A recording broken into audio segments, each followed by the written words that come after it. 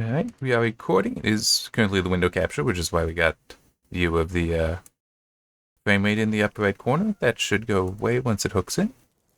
Actually, it may have hooked in already. Yay! This is Going Medieval. Key was provided by Tinsley PR. Yep, yay. It did hook in. It can take a while for Going Medieval. Other games, I think my experience with other games is a bit more consistent. But anyway, it has been a weird day for me. So I'm getting to this a little late. But it's still Friday, so that's nice.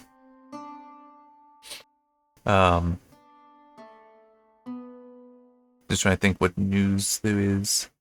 I'm still... I wish I was paying attention more so to the graphics card stuff, because I know that it is... Because I think I've been seeing stuff that the 5060 NVIDIA will be giving information on the 5060 soon. And 5060 Ti. So that will be interesting to see. But also, I think I have seen one place at least that has stated that yes, indeed, AMD did have more of the 9070 series stocks, so 9070 and 9070 XT, just those two cards, than... Oh, wait, no. Okay, yes, I'm pretty sure I still did see this, that was more just between those two cards than all of the 50 series stock from NVIDIA. But that's why I was also seeing apparently NVIDIA is trying to claim that they've been selling really well and all that and great stock numbers, but they were comparing like the full of the 50 series against just the 4090 or something like that. I mean, it's... Yeah. Alright, yeah, basically it seems like NVIDIA knows the 50 series is not in good shape, and they're saying things that are not false, but are not necessarily the complete truth to make it sound better. Alright, let me do that. The thing I'm genuinely thinking about how I want to do here is come on brain, turn over, is how do I get them over to the right clothing? Screw it. Let's just... Hopefully they will figure it out.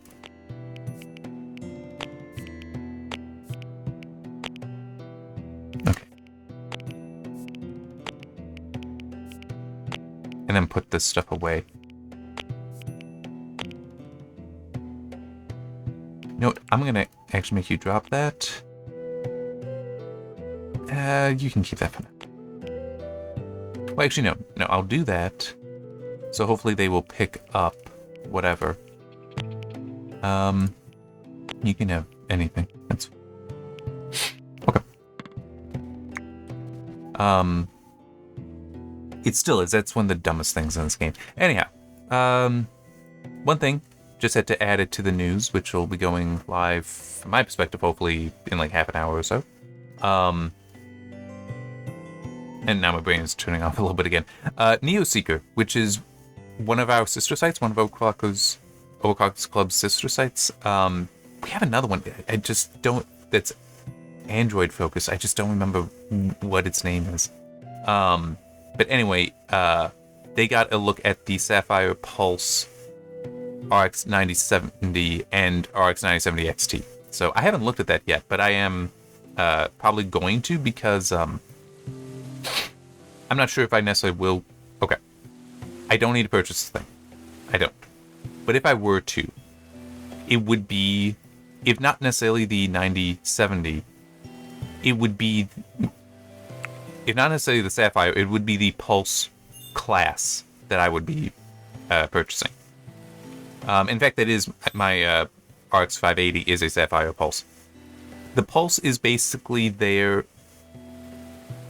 I'm trying to remember. Sapphire has sold reference design AMD GPUs, and they are an AMD partner. They were like what EVGA was to NVIDIA before EVGA cut off as with NVIDIA. Like one of the closest board partners that they had.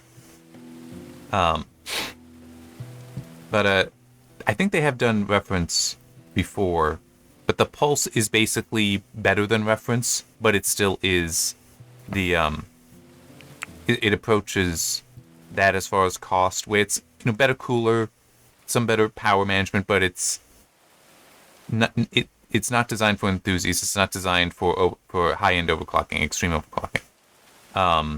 That is the Nitro line. So basically, after a while, you'd expect the Pulse to be available at MSRP or below the MSRP for the whatever the actual graphics card is in there. Whereas the Nitro would always be like $150, $200 more expensive, because that is the class of product it's supposed to be. So okay.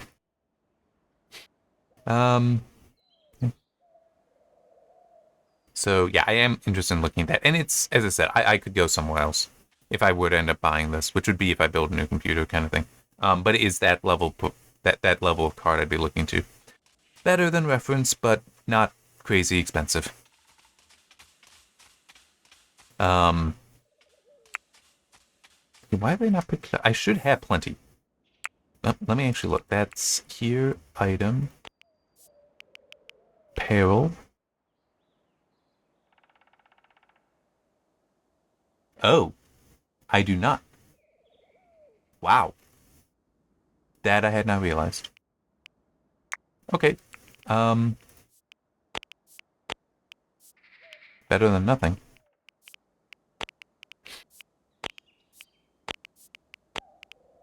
But that also doesn't make sense, so hang on. Actually, well, yes, I'll leave it that way. 2, 3, 4, 5, 6, 7.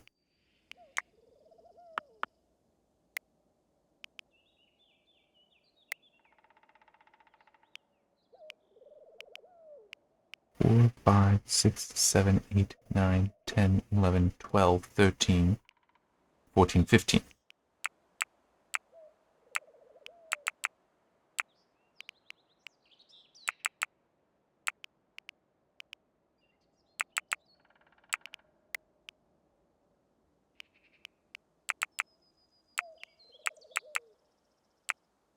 It's also with the pulse level, and as other places would also have their levels that would be at pulse. I don't remember all their names.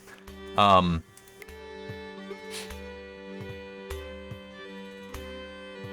I just lost. Oh yeah, that's right. Should be like the for the 9070 just the 2 PCIe 8-pin power connectors, as opposed to going to 3, which the Nitro for the 9070 XT I'm pretty sure does. And that's for power headroom on overclocking. But then I've been seeing stuff saying that basically they're not great for overclocking directly, as in increasing the clock speed. But I have been seeing stuff with people's experience being that if you if you undervolt, people are seeing huge benefits from that, which is not surprising. Okay. So this is one thing about modern overclocking that does a little annoy me when people are talking about how, oh yeah, these things aren't overclocking that well. It's like, well, no, a lot of CPUs and GPUs today are designed to boost themselves, essentially overclock themselves without user intervention. So you're not necessarily going to get higher clock speeds unless you do have truly superior cooling. In that case, then yes, you could potentially get more. So that's why the Nitro is designed the way it is and comparable. Crap, I'm just thinking with like EVGA. Oh wait, no, did he go to the Kingpin level? That overclocker when he was with EVGA. Is he with MSI now? But that kind of level where it's designed for extreme overclocking. That would have all that. But anyhow, yes, so where it is reasonable that you may be able to push the clock speed up higher because of other things. But today, it's also probably the reason why you have the game clock being reported now. Where it's like, yeah, we expect this on average. Put in better cooling and all that. You can go a bit higher, push up the, but the boost speed may not go up too much higher. The maximum boost speed. But that's where, undervolting is nice because that reduces the amount of energy that you're spending, so it opens up some power headroom, but also thermal headroom. And it can have significant impacts. Oh man, it's been a while since I did the testing with my RX Vega 64. But that thing, even the reference, when I was undervolting that, and even just using when I manually undervolted it, I was getting that to have performance and power utilization close to it. It was still drawing more power than the GTX 1080. That generally people would say was superior to it. No, I was actually getting them in a match. Pretty close. Now, it was drawing more power. And the tools to overclock and undervolt for the Vega were built into the driver. That was not the case for the 1080.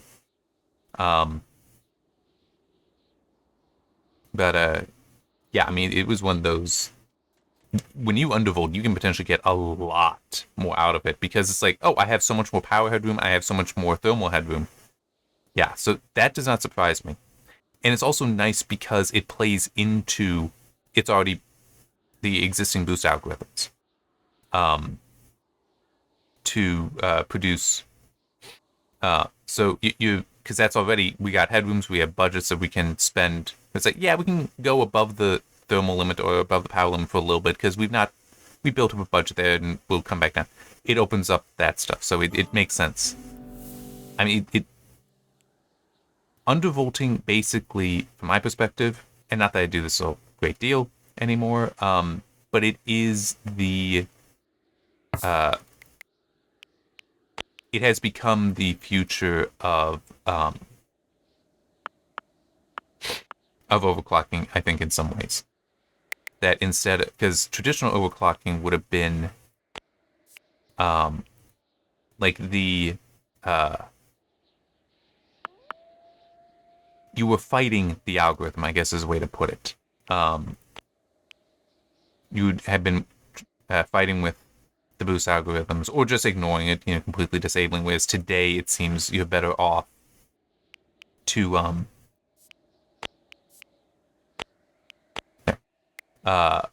work with it, in my opinion, work with those algorithms.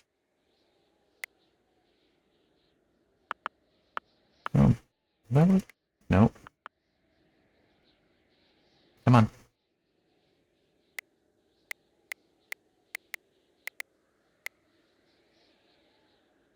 There we go. Medium. Okay, so we already have fires there. Look, yeah, these just have to be burning all the time because of how low it is. Okay. So yeah, I can check out that review. Turn that on.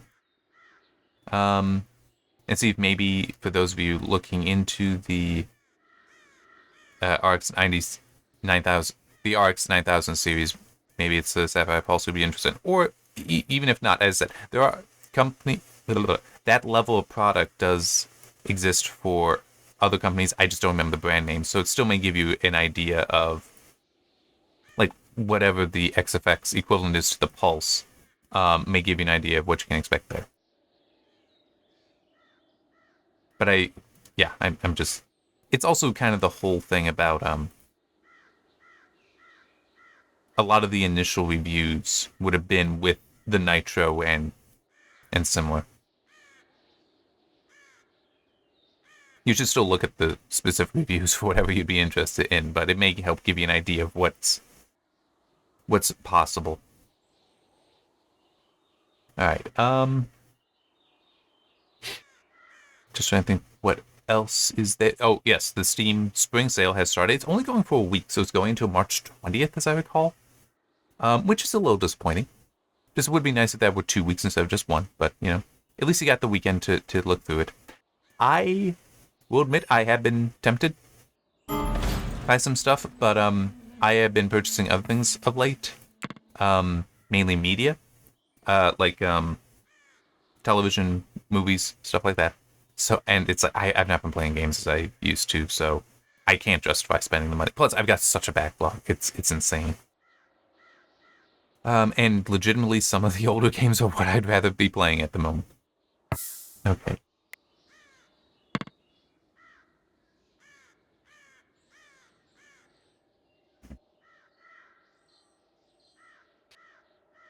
So do that. And we'll see what all I can sell. I can probably sell basically all the summer clothes that are available.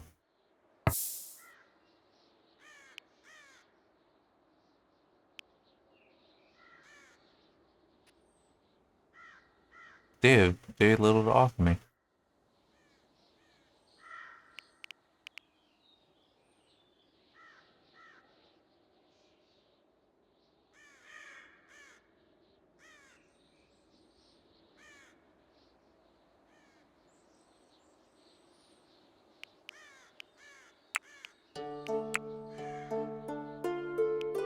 Let's start with the cheaper stuff first. So there.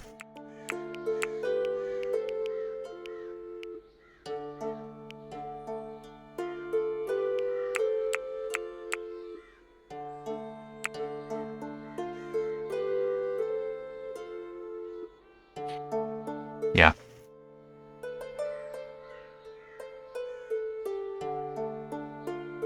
Alright, so let's see if I can basically drain them of all their gold.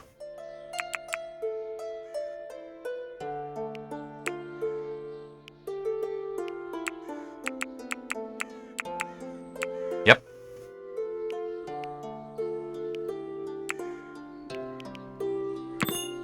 The gold is utterly useless to me, but hey, I can still use it. I can still get rid of the clothing that I do not need. Alright. Okay, so that looks fine. Things are being done there. No one is... Well, to be fair, that's... It's night. So, yeah. But let me... Okay, yeah, put those down.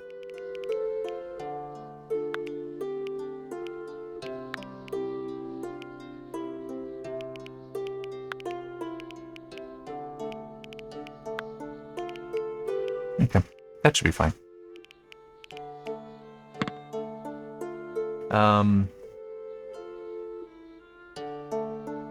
Another sale that I saw, I was asked to share. For those of you interested in 3D printers, both filament and resin-based, the company Anycubic apparently is doing a fantastic weeks sale, and that I don't remember when that's. And did I? Goes until March 21st, so you've got a little bit more time than the Steam spring sale to look what they're offering, and if it's what you'd be interested in. I know that personally, I do find 3D printers very additive manufacturing like that in general interesting and somewhat desirable, but I also have this other problem. Seriously, do not work on that stuff. How can I change the priority of this? I can't. Because I want you doing that stuff. Why would you prioritize?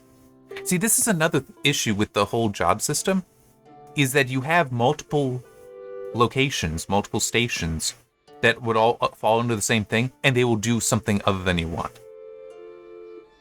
And it's also, where's the other person?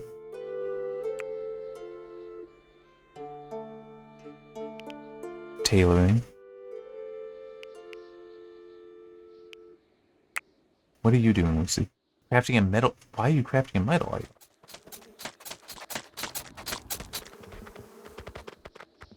What?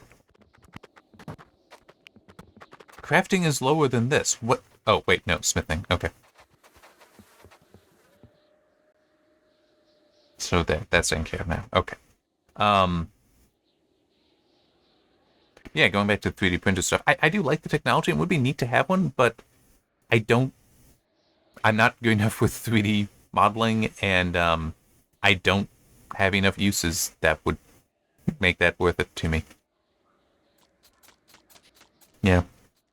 With that kind of investment. I mean, that is me. I will admit some stuff would be neat, like for some of the books I've written or will write, being able to like design out models for that and put them out to have them there. Maybe for inspiration a little bit, but also just to see it realized would be really neat. But it's just that doesn't come up enough to be worth it. It's like of the 3 books I've got that I'd recommend, and written 5, working on 6, number 6. Of them, there's maybe one thing I would actually try to do that I have enough of an image in mind for. There's another story I may get to writing at some point in the future. That would give me one more, but that would be it. I mean, it's like that. For me, they're neat. I love the idea. I love the fact that people can get these things. I cannot justify purchase. Another thing that I've written out, and this is actually like the last thing I've noted, and it's not good. It is very unfortunate news. And the funny thing is, I've actually technically been affected by it for many years, just did not realize it. So, Warner Brothers apparently had some sort of mistake in their manufacturing some years ago, back between 2006 and 2008, such that DVDs manufactured then are suffering from rot. I've seen one place refer to it as laser rot, but it would just more generically be disc rot. So basically, nothing lasts forever is the simplest way to introduce that, and that includes DVDs and Blu-rays and such. Now, they should have lifespans on the order of decades. I was even seeing one thing saying that DVDs in theory, well, at least production DVDs, in theory should last until, could last all the way to a century. But that is not what is happening. With these DVDs, they are in fact failing. And the way failure from rot is not recoverable. So it's like, and I've actually had a disc for many years now. That is from that batch. I didn't realize that. I thought that it just wasn't working on its own. That disc doesn't even get detected when I put it in. My dad went through his collection, found a total of 16 discs there. And some of them are detected, but then there's entire sections of the disc, like entire movie. Well, like you start playing the movie, at some point it would just stop, or if it's a television show with multiple episodes on the disc, it will just fail at some point. Yeah, it's not good. And this, by the way, will also happen to Blu-rays eventually as well. And it's just, as I said, it's supposed to be many decades before that would happen. But fortunately, while this is bad news for those of us with such a collection, good news is that apparently Warner Brothers is trying to take care of its customers here. Even though, in some of these cases, warranty, per se, is gone. I mean, it's like, I don't even know if any of these discs would have had like a normal 1 or 2 year warranty or something on there, but even without that, I guess, okay, 2 things. One is, it seems like it was some sort of manufacturing error, because it's just every disc manufactured during that time period, and potentially from a specific location as well, specific plant, it can or is suffering from this rot. I don't know if it is discs from that era, might still be, if you have okay, the movie for me was Rio Bravo. Maybe it is that somebody else that has that DVD, it hasn't failed yet on them, but you would still expect it to fail sooner than it should. I don't know if that is the case, or if it is, no, at this point, everyone can expect that to fail, that theirs would be bad at the moment.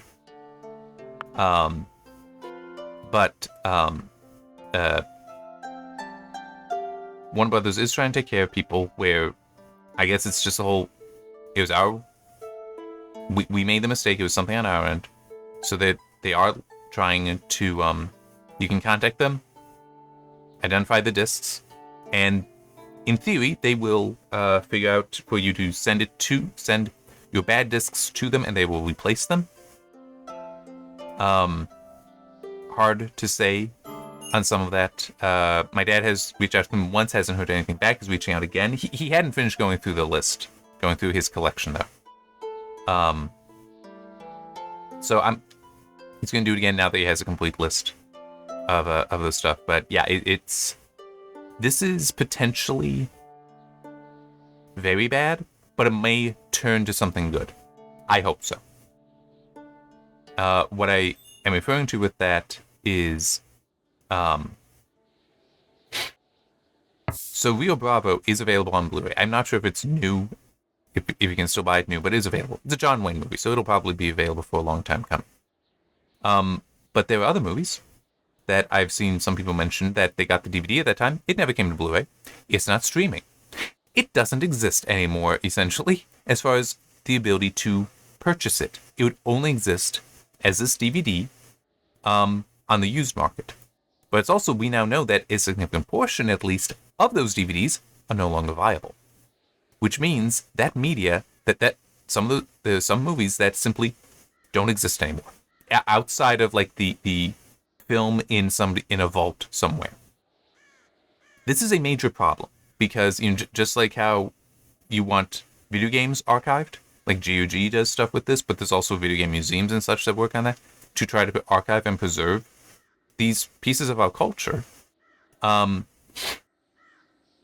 So like disc rock like this, where it's not available to purchase anymore, new on any format, it's not available streaming. It's a major problem where we are seeing portions of our culture just disappear. Yeah, and it's and some of the stuff, it's not like it's going to be into public domain soon. It might be a while for that, but yeah, it's not a good situation. But I am hoping, especially because this is Warner, and I'll explain that in a moment. But I'm hoping that this may provoke certain companies to decide to start doing something about this, to try to, yeah, come on in, to decide to,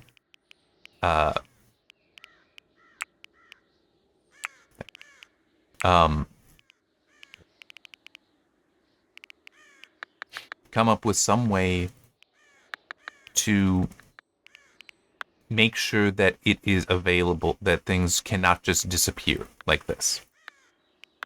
Wait, that wraps over. Oh, I hate that. It should not be wrapping over. No, that's fine.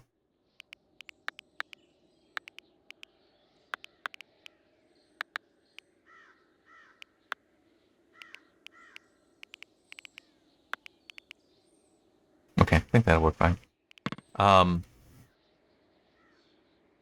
So now one thing, Warner, they technically already have something for this. Sort of.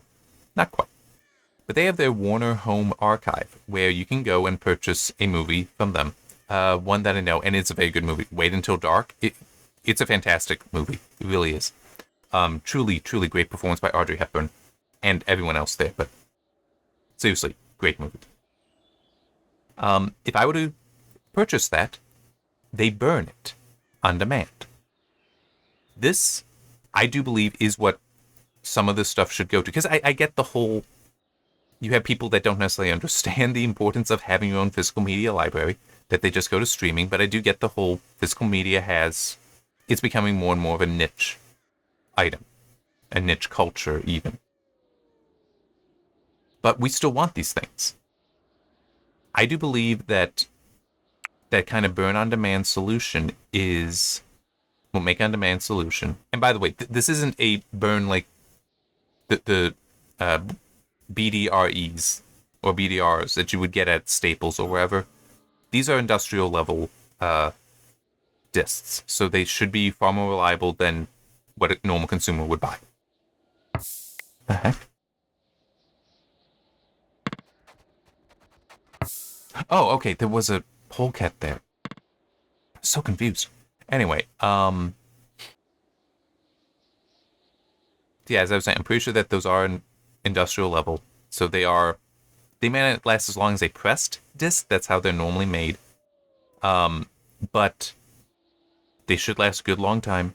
And it is hey, I just want to own this thing. Doesn't matter that it's not sitting in a warehouse. It will just be made up, stuck into a case that those are all generic, and with the insert printed out. And that's it. I wish that we saw more companies doing that. Because it's very annoying when it's...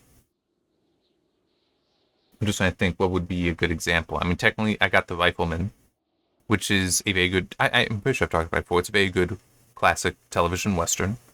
But its DVDs are not very common. But I get it. It's like, it might not sell very well, so maintaining a stock in a warehouse is not a responsible thing to do for a company. But if it could be hey, I want to order that complete set. Okay, we'll burn it up, send it out to you. It'll be, a few weeks, might even be, touching on a month. But still, that's great. Rights issues are what complicate a lot of that. Okay, good. Wait. What the heck? No one... Oh. Why are those paused? I didn't even notice them. Those shouldn't be paused at all. I did not realize that. I was stupid earlier. That should be paused. Anyway. But yeah, I mean, I would love the idea of... The Rifleman is streaming on at least Roku. I think it might be streaming in other places as well. But I would love the idea. And this is give me $1 billion. This is what I'm doing. I would start a company that would just partner with places like Warner, Disney, technically therefore also 20th Century, NBC, CBS, Paramount, Columbia, which is Sony. I don't remember if I said Sony or not, but I would partner with as many of them as possible and just be like, look, here's the deal.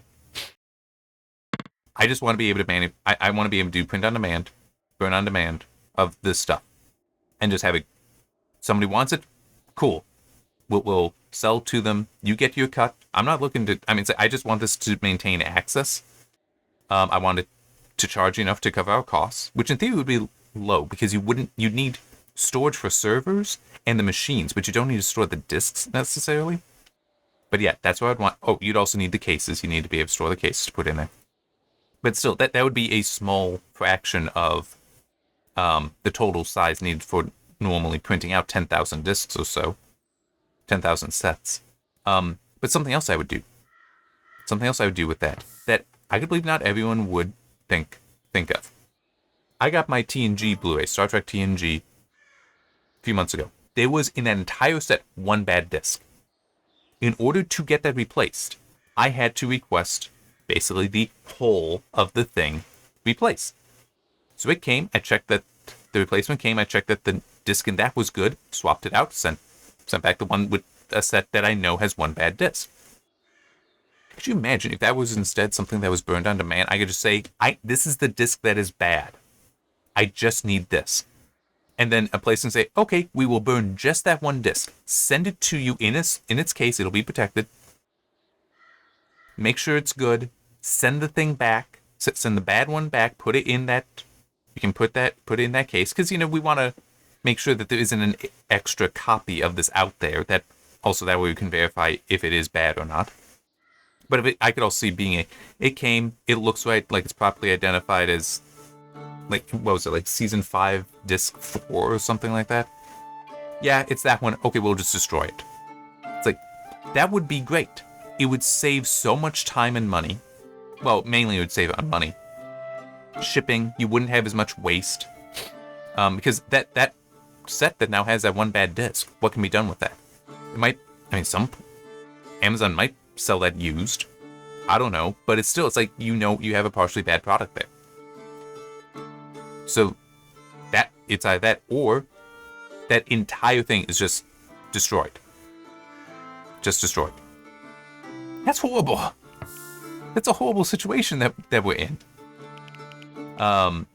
So yeah, that's my, and I say billion because I don't know if million would be enough.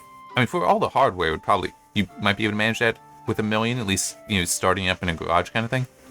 But to enter into contracts, I would imagine, with various companies, to get the rights you need, to get the license you need, would probably be touching on billions.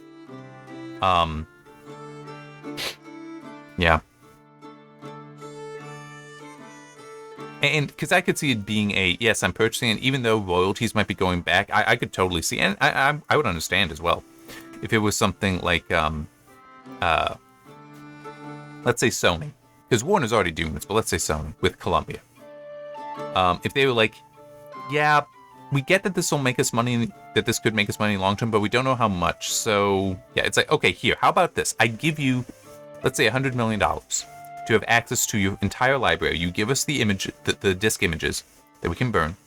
We will secure it, that by whatever standard you need and the insurance company would need. That's secured. And we want to be able to do this.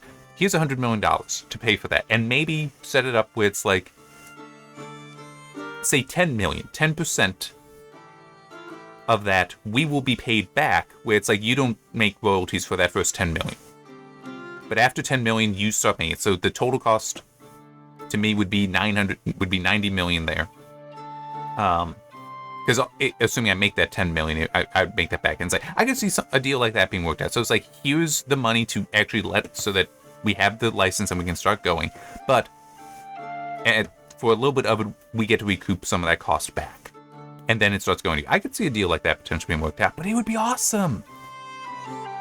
And plus, I would be that asshole. I would be there. I'd be like, okay, so we're seeing that, thank you. Star Trek Voyager, I have that set as well. That's DVD only.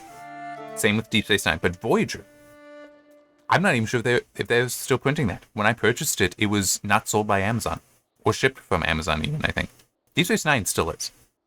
I can understand that Voyager, I don't think, was as good. So it not getting treated as well. It's like, yeah, I can kind of understand. But the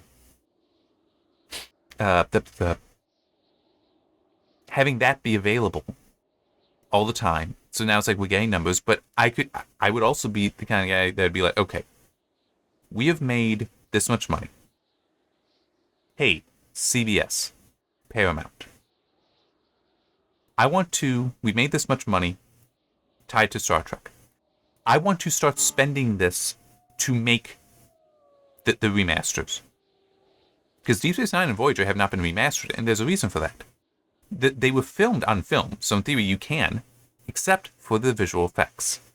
Those were made on video, so 480. Now, they did already for TNG go through and do that.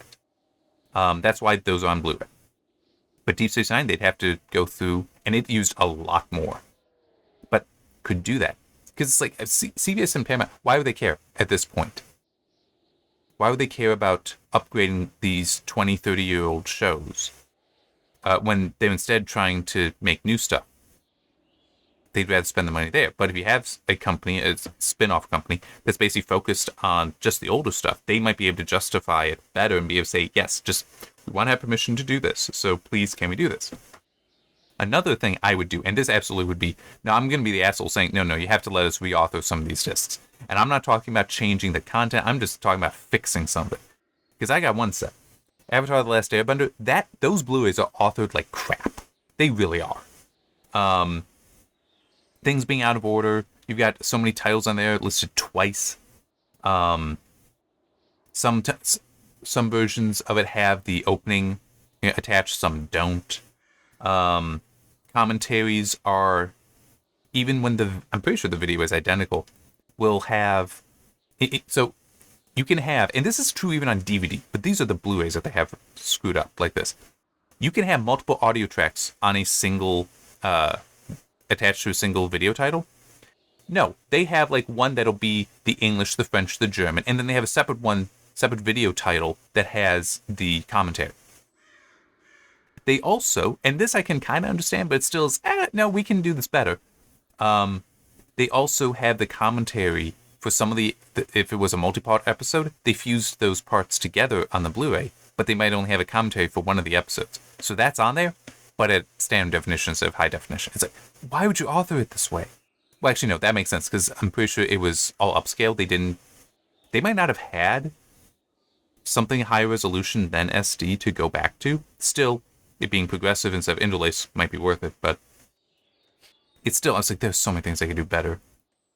Um, yeah, it's just, I would be I'm not sure who made that necessarily, but if that, with that company, if it were could get access to that and so can burn the Blu-rays when people want them, I absolutely would say, okay, these are selling okay. I want to fix the authoring here. What do you mean? These are the problems. This is what I want to, and it would be this is what I want to change. Okay? It would provide a list and could even be we're doing the work. My company's doing the work. I'm going to show you exactly what the changes are, show you what the end result are, so that they can approve or disapprove of it. But absolutely do that to bring things up to standard. I mean, come on. Some of the stuff I've seen pulling media off of discs, it's wild how crazy some of it is. I'm just like, one thing, and this would actually be much more difficult. My Star Wars set, which is, those aren't being manufactured anymore, I'm certain. Because it's the pre-Disney, I want to say. I mean, it's before the sequel trilogy, so it's just the 6 films, and it's only the 6 films that I would ever recognize as Star Wars, to be fair. So original trilogy and prequel trilogy. So they did 2 things there that I dislike. One, and I understand this, but the opening crawl, because it has to be in different written languages, is expressed as different angles. Because that's the thing. Even back to DVD, you can technically watch a movie, and then if it includes the other video stream, you can actually hit to change the angle, so you'd see a different angle of the same moment. That's how they did it, and it's just weirdly authored there. But no, the main thing, all 6 of the films have 50 chapter points. There is not 50... well, no, there would be 50 scene changes in them. But there is no way you actually need 50 chapter points for those. But that's what they did. I feel like they knew that Blu-ray supports up to 50, and they would just like, yeah, we'll use all of them. Because it is old enough that it is near when Blu-ray would have been new. But yeah, I mean, oh man. But no, I would do stuff like that. There's also, I've got my Stargate Blu-rays. They messed up the audio on the Stargate SG-1, the original version of the Blu-rays. I do have the re-release of them. You can tell by if the Stargate on the cover is blue, that's the old. If it's gold, you should be good. Have that newer, well, the better audio. It's not newer, because my DVDs of SG-1 have the better mix. But in theory, with that, I mean, that also would be great, because it's hey, we have to completely reissue this. What do we do? Well, we don't have to worry about what's on the shelf, because if you're just burning it, we can just change the image. So it's now new customers will get the new version. There's no old stock that has anything incorrect there. So I do think that we will eventually have to see a move towards movies, physical media on demand, which is great if it's maintained properly. That's part of it, is will you see it continue to be offered in the future? Or will you see using Wait Until Dark with Warner, which I'm pretty sure that is a Warner-owned movie, so it would take the company collapsing and like the IP getting really confused for that to cease being available. But it would be like with a GOG, how they had to, I think it was Warcraft 1 and 2, they had to delist. It would be like that, where somebody is demanding. It's like, that would also be part of the trick. It'd be making sure that you get a license that's basically in perpetuity. Now, I mean, I can understand certain limits on there, or that's non-transferable, or something. But it is basically, once you start offering this, you cannot take it away like that. We can start offering a newer version. We can change the image if you want. I'm saying, do that. But you can't decide, oh, well, we're not, I'm just trying to think, what would be, this I could see with Star Wars, because the special editions and the various changes there, just